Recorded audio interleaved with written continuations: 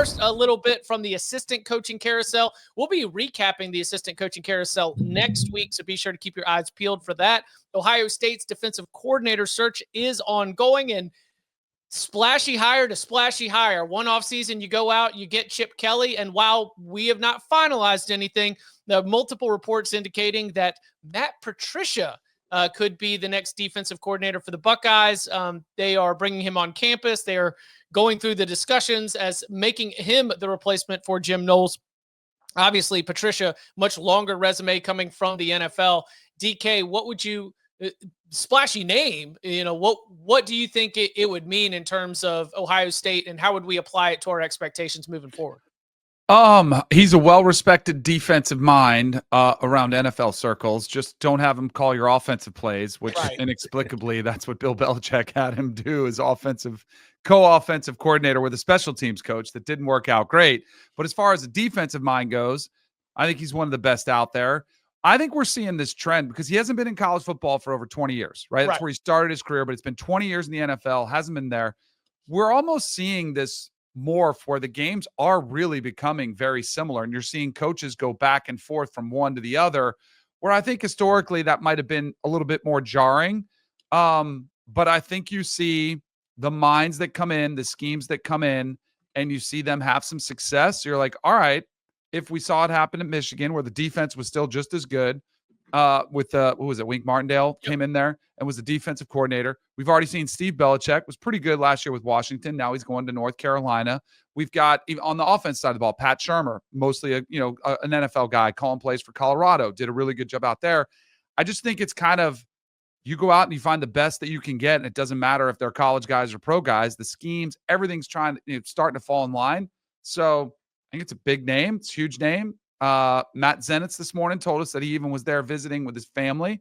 So, like if the wife is in tow, maybe it's a little more serious when you're starting to get her to look around, shop for some houses. So I think from a big name perspective, somebody with a resume that builds up as a coordinator, as a coach, it's debatable. I think this would be solid. And it would kind of follow that mindset of Chip Kelly, who was another NFL to college and back and forth type guy.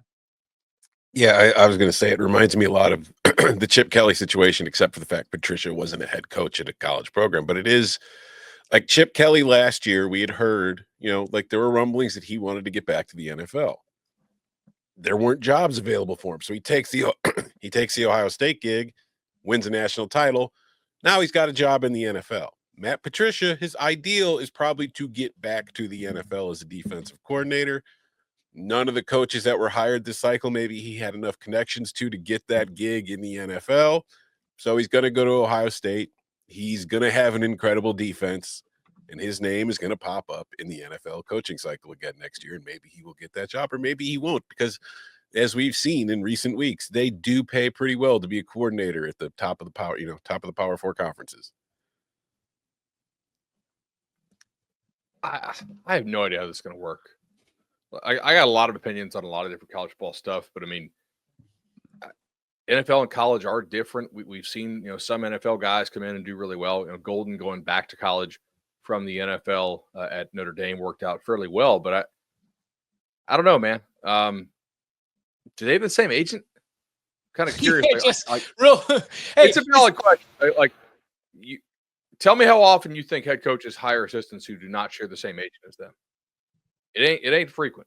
I mean, the agent head coaching crossover leaves you with a few big dogs that make that very, very easy to happen. Yes, there's only a handful of agents who represent all of these guys too. Right. That doesn't mean it's a bad thing. I'm just curious, how did he arrive at Patricia? Maybe guys got track records okay. Is this another chapter in the Ryan Day Homeboy Hall of Fame?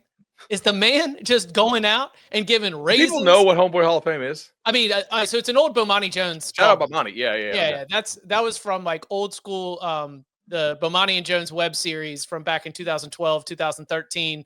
We actually did a video that was a Homeboy Hall of Fame where we made the Hall of Fame and created it, and we had inductees and everything else. So yeah, that's when I dropped that reference. Good call that we should actually give context there.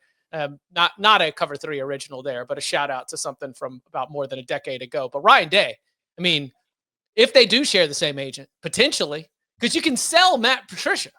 Right? Mhm. You know, you can sell this as like a sensible hire, and you can sell giving him what, $2-3 million a year plus a house and a car.